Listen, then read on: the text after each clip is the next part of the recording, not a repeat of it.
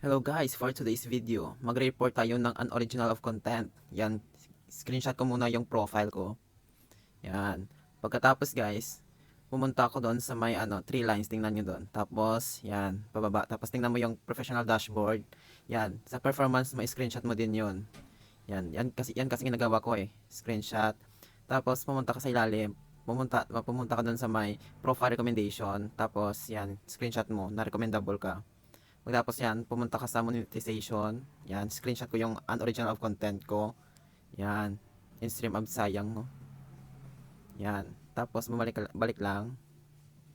Yan, tapos pumunta ka dito sa may, wait lang guys. Yan, help and support. Yan, tapos report a problem. Tapos sa ibaba, wait lang guys. Sa ibaba. Report a problem. Yan, creating report. Yan, tapos include in report, tapos kung profile gamit mo sa profile, yan, tapos upload, tapos i-add natin yung mga na-screenshot natin kanina, yan, na-add ko lang yung mga screenshot natin kanina, yung 4 na pictures na yun, yan, tapos may na-prepare na ako guys na message doon sa aking na message na kay Meta, yan, ito, yan, i-copy ko lang ito, pwede ko din itong ilagay sa aking comment section para meron din kayo guys. Huwag kalimutan ng Facebook name at